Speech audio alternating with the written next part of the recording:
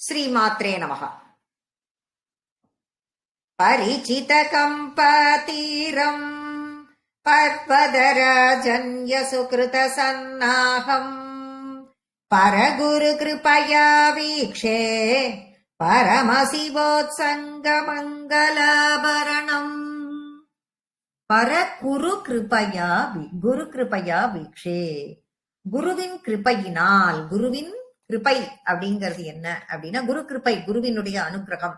குருவினுடைய அனுகிரகத்தால் அப்படின்னா அவருடைய பார்வை கடாட்சத்தால் நாம இந்த பிறவியிலேயே அவருடைய கடாட்சத்தால நம்ம பாக்கிறோம். என்னத்தை பாக்கிறோம்? என்னத்தை நாம பாக்கிறோம்? பரம சிவோத்சங்க மங்களாபரணம். பரமசிவன் என்ன பண்றாரு? பரமசிவன் மடியில் அமர்த்தி கொண்டிருக்கிறார். பரமசிவன் மடியில் அமர்த்தி கொண்டிருக்கும் மங்களகரமான தோற்றம். மங்களகரமான தோற்றமே அவருக்கு ஆபரணமாக, மங்கள ஆபரணம் அப்படின்னு தான் முடிக்கிறார். மங்களாபரணம் அப்படின்னா மங்களமான ஒரு ஆபரணமாக பரமசிவனுக்கு அவர் மடியில் அமர்த்தி கொண்டிருக்கும் தோற்றம் மங்களமான ஒரு ஆபரணத்தை அவர் அணிந்து இருக்கா மாதிரி இருக்கு. யார அமர்த்தின் இருக்காரு அப்படி அப்படின்னு பார்த்தால் பர்வதராஜன்ய சுக்ருத. யாரவ? பர்வதராஜன். பர்வதராஜன் மலையத்வஜன், மலையரசன், அவனினுடைய சுக்ருத. சுக்ருத அப்படின்னா கிருத்தன்னா செயல், சுக்ருத்தன்னா புண்ணிய செயல். அவன் செய்த புண்ணிய செயலின் பலனாக அவனுக்கு கிடைத்த புத்திரி. புத்திரியானவள் எங்க இருக்கா?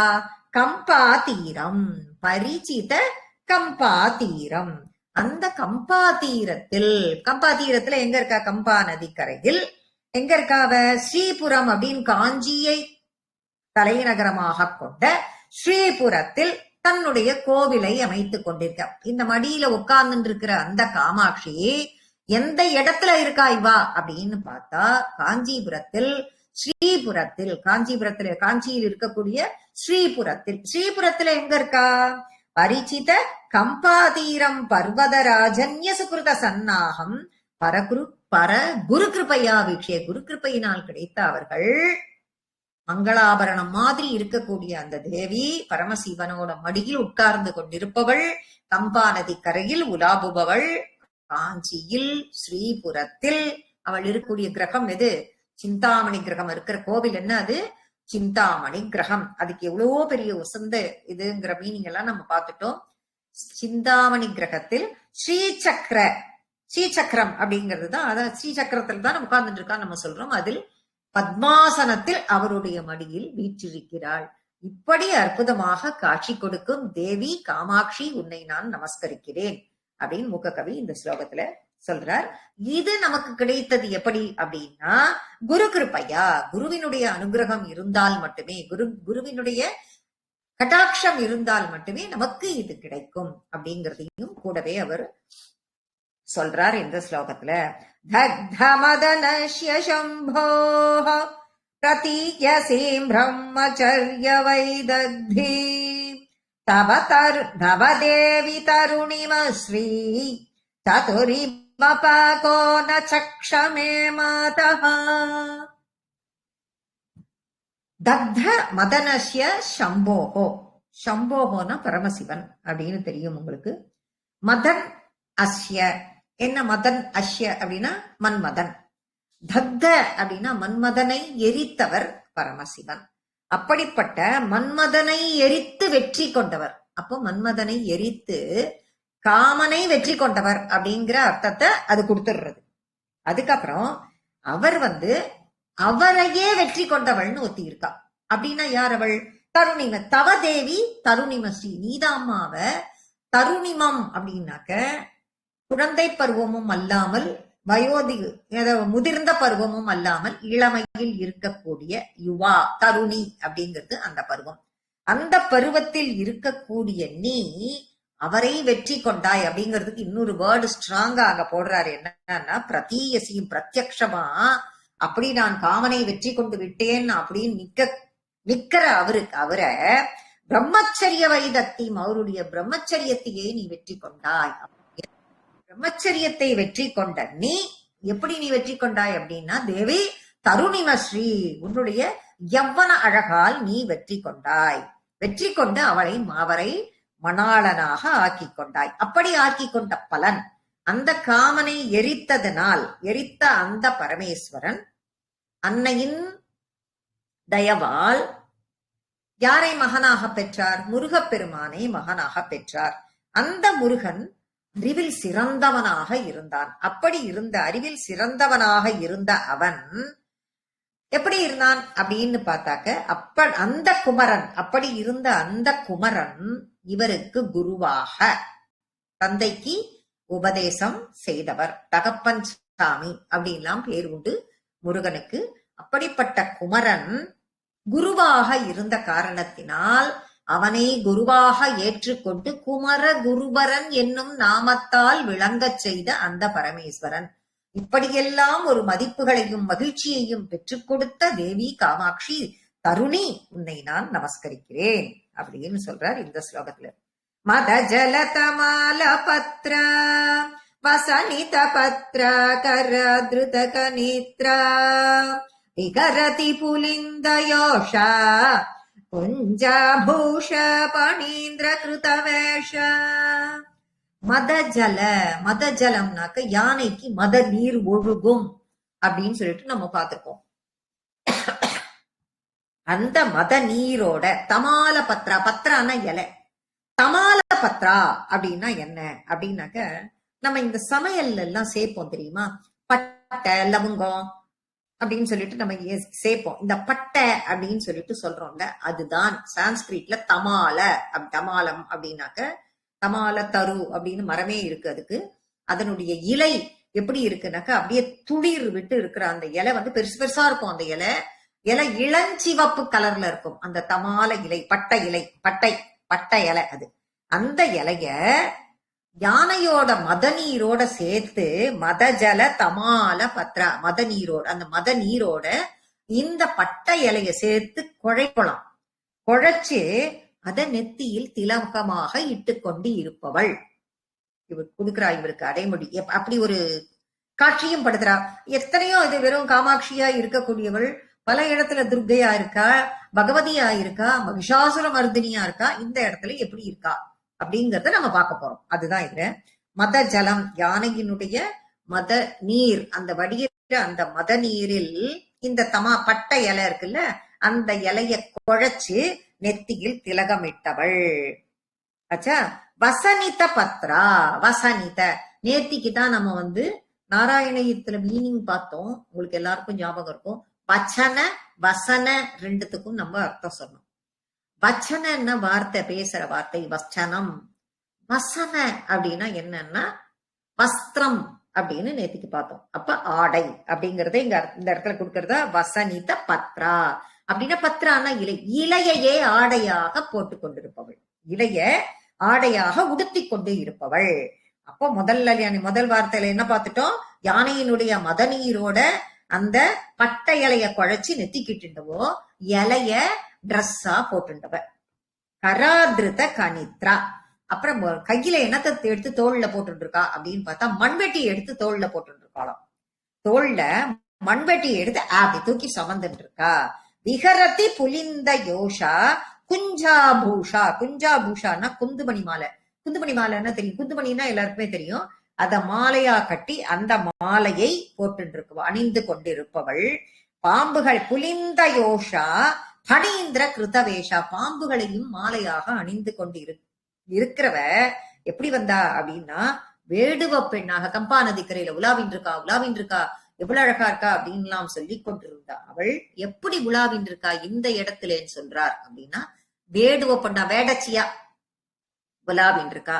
ஏன் திடீர்னு அவளுக்கு அந்த வேடச்சி வேஷம் அப்படின்னு சொல்லிட்டு பார்க்கும் பொழுது, இந்த வேஷத்துல ஏன் அவரை அவர் உருவகப்படுத்துறார் இங்க மூக்கர் அப்படின்னு பார்த்தா, அதுக்கு ஒரு சின்ன கதை, அது ஒரு புராணம் அப்படின்னு வச்சுக்கலாம். கதைன்னு சொல்றதை விட அது ஒரு புராணமா நம்ம பார்க்கலாம். பிரம்மா என்ன பண்றார், அந்த ரெண்டு அசுரர்கள் 2 பேர் இருக்கா. சுந்தன் உபசுந்தன்னு 2 பேர். சுந்தன் உபசுந்தன்னு 2 பேர். அவளினுடைய பிரம்மாவை பார்த்து, அவள்லாம் எப்பயுமே பிரம்மாவை பார்த்து தவறு இருக்கிறது, பிரம்மா கொடுக்க கூடாத வரத்தெல்லாம் கொடுத்துப்படுறது.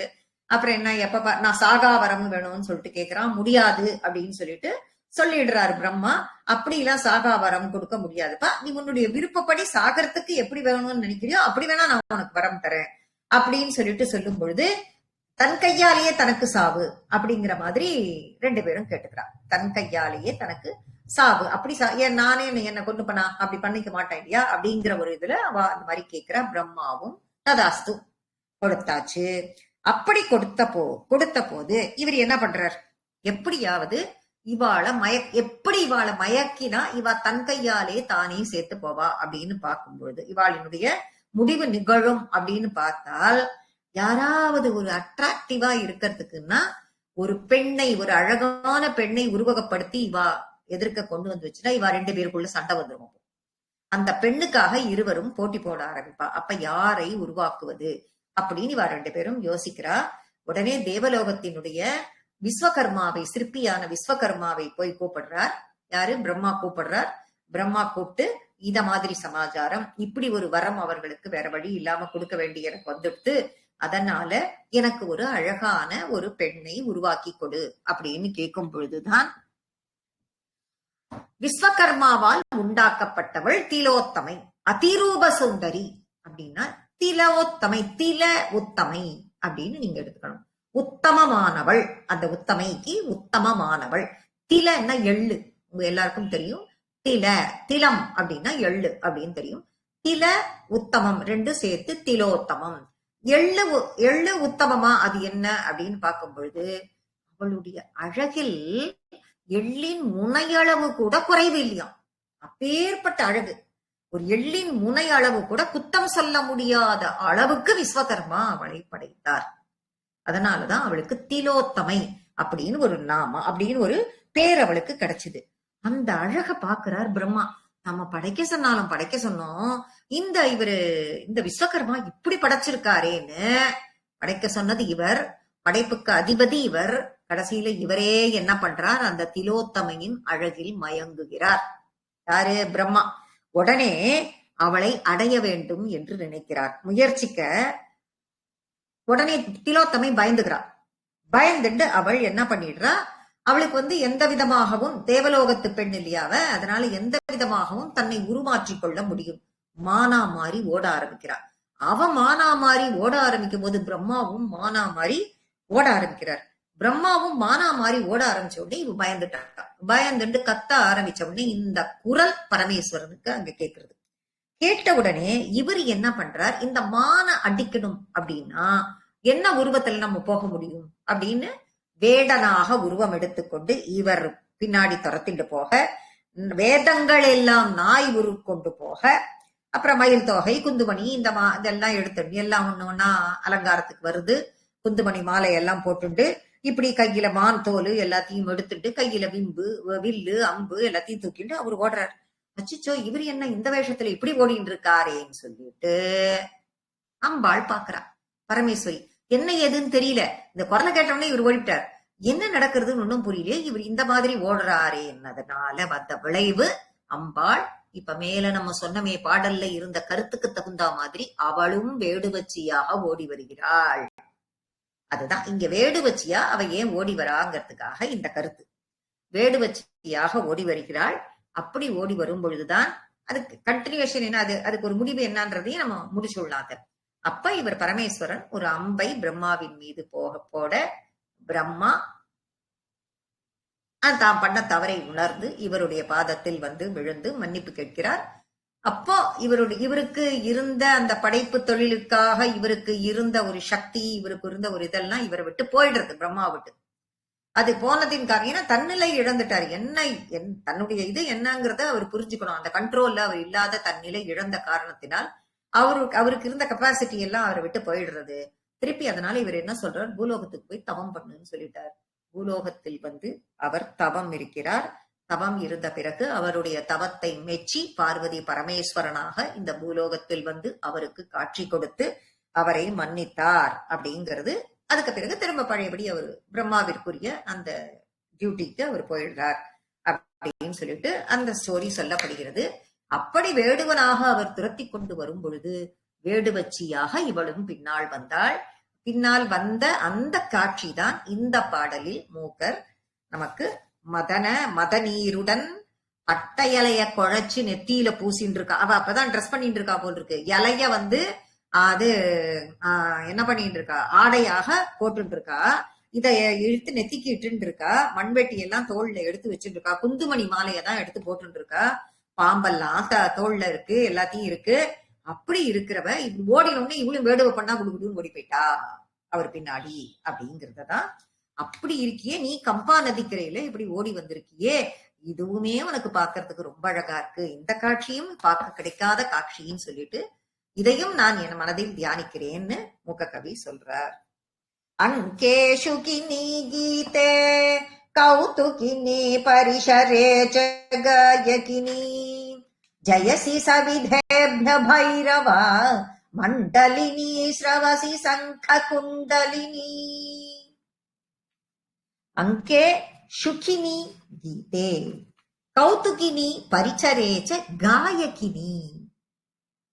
சரி, சுகினி கீதைன்னா பாட்டுன்னு தெரியும், காயகின்னா பாடுறா அப்படிங்கிறது எல்லாருக்கும் தெரிஞ்சது. இது சுகினி அப்படின்னா என்ன அப்படின்னு பார்த்தோம்னா, சுகர் அப்படின்னு என்ன, சுக பிரம்ம மகரிஷின்னு எல்லாருக்கும் தெரியும். அவருக்கு கிளி மூக்கு இருந்தது, அதனால சுகர் அப்படின்னு பேரு. சுகி சுகர் அப்படின்னாக்க கிளிங்கிறதுனுடைய அடையாளமாக கிளிமூக்கு இருந்ததுனால அவருக்கு சுகர்ங்கிற பேருங்கிறது நமக்கு எல்லாருக்கும் தெரிந்த ஒன்றே. அப்ப இந்த இடத்துல சுகினி, இங்கேயும் கிளிதான் இது. அதே கிளியை பெண்பாலாக இந்த இடத்தில் கொடுத்திருக்கிறார். சுகினி ஜெயசி சவிதேபிய பைரவ பைரவ மண்டலி ஸ்ரவசி சங்க குண்டலினி.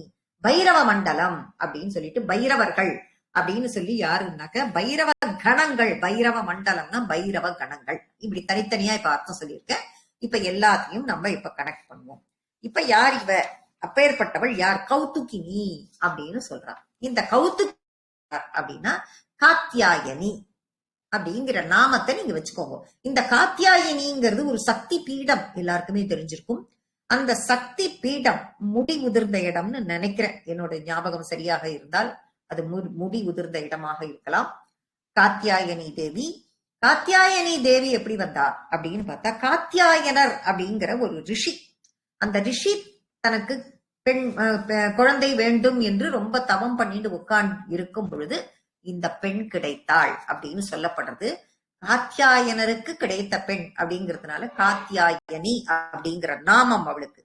இவ வந்து காஞ்சியில வந்து தவம் பண்ணணும்னு சொல்லிட்டு நினைக்கிறா இந்த காத்தியாயனி தேவி. அப்ப இந்த காத்தியாயனி தேவி காஞ்சியில வந்து தவம் பண்ணணும்னு சொல்லிட்டு நினைக்கிறப்ப காத்தியாயனர் என்ன பண்றாராம், அவளோட கூட சில பொருட்களை அவளுக்கு கொடுத்தனுப்புறார். அவளுக்கு கூட சில பொருட்களை அவகிட்ட கொடுத்தனுப்பும் போது ஒரு விசிறிய கொடுத்தனுப்புறார். இந்த விசிறிய வாங்கிட்டு வந்தவ, விசிறி பொருட்களை எல்லாம் வாங்கிட்டு வந்தவ, எல்லா பொருட்களையும் எல்லாத்தையும் எடுத்து எடுத்து வச்சுட்டே இருந்தவ இந்த விசிறியை எடுத்து மடியில வச்சுட்டு தவம் பண்ண ஆரம்பிக்கிறா. இவ மடியில வச்சுட்டு தவம் பண்ண ஆரம்பிச்ச உடனே அந்த விசிறி கிளியா மாறிடுறது. அதுதான் அங்கே சுகினி, அங்கத்தில் அமர்ந்த அந்த கிளி.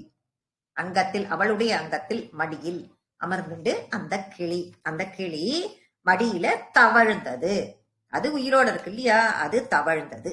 இப்ப கீதேன்னு சொல்லியிருக்கேன், பாட்டுன்னு சொல்லிட்டாங்க. பரிசரேச்ச காயகினின்னு சொல்றேன். இப்போ அவள் உட்கார்ந்துட்டு இருக்கா, தவம் பண்ணிட்டு இருக்கா, மடியில கிளி தவழ்ந்துட்டு இருக்கு. அந்த காட்சியை கற்பனைக்கு வச்சுக்கோங்க. பாட்டுன்னு சொல்லிட்டேன், பாடுறான்னு சொல்லிட்டேன். பாட்டு பாடும் கூட்டங்கள் அவளை சுத்தி பாட்டு பாடி கொண்டிருக்கிறார்கள். அவ தவம் பண்ணிட்டு இருக்கா, ஆனா அவளை சுத்தி பாட்டு பாடி கொண்டிருக்கிறார்கள். சவிதேம்ப பைரவ மண்டலினி. அப்ப பைரவ கணங்கள் அவள் எல்லாரும் இவர்களை சூழ்ந்து கொண்டிருக்கிறாள். அம்ப பைரவ மண்டலினி, அந்த அம்பாளை பைரவ கணங்கள் எல்லோரும் அப்படியே அவ தவம் பண்றவளை அவளும் சூழ்ந்துட்டு இருக்கா, இவாளும் பாட்டு பாடிட்டு இருக்கா. எல்லாம் நடக்கிற அந்த அம்பாள் எப்படி காட்சி தராங்கிறதையும் கடைசி லைன்ல சொல்றார். ஸ்ரவசி சங்க குண்டலினி. ஸ்ரவசி அப்படின்னா என்ன அப்படிங்கிறது ஈஸியா நான் உங்களுக்கு புரியுற மாதிரி சொல்றேன். சிரவணம் பண்றதுன்னா என்ன, கேட்கறது. எதால கேட்பீங்க, காதால தான் கேட்க முடியும். அப்ப அந்த ஸ்ரவசினாக்க காது, சங்க குண்டலினி சங்காலான குண்டலங்களை காதில் போட்டுக்கொண்டு அமர்ந்திருந்த இந்த கோலத்தில் இருக்கக்கூடிய தேவி, காத்தியாயனியாக இருக்கக்கூடியவளே ஜெயசி, உனக்கு ஜெயம் உண்டாகட்டும் அப்படின்னு ரொம்ப அழகா இந்த ஸ்லோகத்துல முக்க கவி சொல்லியிருக்கார். பிரணத ஜனதா பவர்கா கிருத பகு சர்கா சசிம்ஹ சம்சர்கா காமாட்சி முதித பர்கா ஹதரிபுவர்கா த்வமேவ சா துர்கா. பிரணத ஜனதாப வர்க்கா, ஜன வர்க்கங்கள், ஜனங்கள்லாம் எத்தனையோ வர்க்கங்கள் இருக்கா, அந்த ஜன கூட்டங்கள்னு வச்சுப்போம். அவளை வந்து பிரணத வணங்குகிறார்கள், எல்லோரும் வந்து வணங்குறா அப்படின்னா அப்ப ஜனதாப வர்க்கா அப்படின்னா இந்த ஜீவாத்மாக்கள், இந்த ஜீவாத்மாக்கள்னா எல்லா உயிரினங்களும் அர்த்தம் கொள்ளணும். அவ எல்லாருக்கும் முக்தி அளிப்பவளாக, அத்தனை பேருக்கும் முக்தி அளிப்பவளாக அவள் இருக்கிறாள். கிருத பகு சர்கா சிம்ஹ சம்சர்கா அப்படின்னா சிம்ஹ சம்சர்கா அப்படின்னா சிங்காரத்துடன் காட்சி அளிக்கிறாள். ஏற்கனவே இது வந்து சிருங்கார ரசம் பொதிந்த ஒரு சதகம் எழுதினது மூக்க கவி. ஏற்கனவே காளிதாசர் ஸ்ருங்கார பராபட்டாரிகா அப்படி இருக்கக்கூடியவர். இந்த ஜென்மாலையும் ஸ்ருங்கார ரசத்திலேயே இதை எழுதுபவர். அப்படி இருக்கிறவ எப்படி இருக்கா, ஸ்ருங்காரத்துடன் ரொம்ப அழகா காட்சி தரான்னு அர்த்தம். ஸ்ருங்காரத்துடன் காட்சி தருபவள் யாரு, காமாட்சி முதித வர்க்கா ஹதரிபு வர்க்கா துவமேவ சாதுர்கா. இப்போ அந்த பரமசிவனை மகிழ்விப்பவளாக இருப்பவள் துர்காவாகவும் இருக்கிறாள். அந்த துர்காவா இருக்கிறப்போ அவ என்ன பண்ணினா, ஹதரிபு வர்க்கா துவமேவ சாதுர்கா, நீதாமா அந்த துர்கா. யாரு, எதிரிகளை அழிப்பவள் துர்காவாக இருக்கக்கூடியவள். மகிஷாசுரன் அப்படிங்கிற நிறைய மகிஷாசுரன் அப்படிங்கிற அசுரன், அதுக்கப்புறம் சண்டை முண்டை இப்படி எல்லாரையும் அழிக்கக்கூடியவள் அவள். அப்படி எதிரிகளை அழிக்கக்கூடியவள் நீதாமா அந்த துர்கையின் வேஷத்திலையும் இருக்கக்கூடியவள், துர்கையாகவும் இருக்கக்கூடியவள் நீயேதான் காமாட்சி அப்படின்னு சொல்லிட்டு இதுல சொல்லுகிறார். அப்படிப்பட்ட உன்னை நான் தியானிக்கிறேன், உன்னை வணங்குகிறேன்.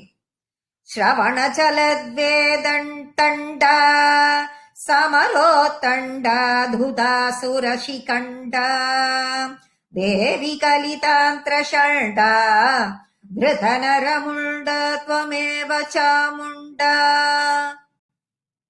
சமரோத்தண்டா, சமர அப்படின்னா சண்டைன்னு அர்த்தம். சமரோத்தண்டான்னா யுத்த களத்தில் அப்படின்னு அர்த்தம். யுத்த களத்தில் துதாசுர சிகண்டா, தந்தத்திலான குண்டலங்களை எல்லாம் அணிந்து கொண்டு உத்தண்டமாக அப்படின்னா உக்ரோஷமா ஆக்ரோஷமா ரொம்ப ஆக்ரோஷத்துடன் போர் செய்கிறாள். யார் கூட போர் செய்கிறா அப்படின்னும் போது இருக்கட்டும். அது ஸ்ரவண சலத் வேதண்டா, அப்படி காதுல அந்த ஸ்ரவணம் கேட்கக்கூடிய அந்த காதுகள்ல அந்த தந்தத்திலான குண்டலங்கள் வேக வேகமா ஆடுறதாம். ஏன், இவ ஆக்ரோஷத்தோடு அங்கு சமர் செய்கிறாள், அதான் போர் புரிகிறாள். போர் செய்யும் பொழுது அந்த குண்டலங்கள் ரொம்ப வேக வேக வேக வேகமாக ஆடிக்கொண்டிருக்கிறது. அப்போ ரணச்சண்டிகையாக தேவி கலிதாந்திர சண்டா, ரணம் வர அளவுக்கு, சண்டை போட்டா ரணம் வராம இருக்குமா, ரணம் எல்லாம் வர அளவுக்கு இருக்கக்கூடிய அவள் சண்டிகையாக. அப்ப மாலையை என்ன போட்டு, நரம்பு மாலை, எல்லாரோட நரம்பையும் பிச்சு பிச்சு மாலை போட்டுட்டா மாதிரி இருக்கு. அந்த நரம்புகளை மாலையாக அணிந்து கொண்டு அசுரர்களோட கபால அப்படின்னு சொல்லிட்டு சொல்றார். கபால அப்படின்னும் பொழுது கபாலங்களை, அசுரர்களினுடைய தலையெல்லாம் கட் பண்ணி கபாலங்களை ஏந்தியவளாக, அதையெல்லாம் ஏந்திண்டு யாரையெல்லாம், அதுக்கப்புறம் தேவி கலிதாந்திர சண்டா திருத நரமுண்டா துவமேவ சாமுண்டா. அப்ப சண்ட முண்டர்களை எல்லோரையும் சண்டா முண்டா. அப்ப நரமாலையை அணிந்து கொண்டு, நரன்னு சொன்னா மனிதன்ற அர்த்தத்தை கொடுத்துரும், அப்படி எடுத்துக்கூடாது. நரம்பு மாலையை அணிந்து கொண்டு எதிரியாக இருப்பவர்களினுடைய தலைகளை எல்லாம் சீவி கபாலத்தையும் கையில் ஏந்தி இந்த மாதிரி போர் செய்து கொண்டு சண்டர்களையும் முண்டர்களையும் வதம் செய்தாள். அப்படிப்பட்டவள் நீயே காமாட்சி சாமுண்டியாகவும் காட்சியளிக்கிறாய். அப்படிப்பட்டவளே உனக்கு நமஸ்காரம் அப்படின்னு சொல்லி மூக்க கவி அந்த போர் புரிகிற அந்த நிலைமையையும் சொல்லி இந்த இடத்துல என்னென்ன நாமங்கள் அவளுக்கு என்னென்ன கதையின் மூலமாக வந்ததுன்னு குட்டி குட்டியா அந்த ஸ்டோரியையும் சொல்லி சொல்லி இந்த 4-5 ஸ்லோகத்தை சொல்லியிருக்கார். இன்னைக்கு இதோட நம்ம முடிச்சுக்கலாம். ஸ்ரீ மாத்ரே நமகா.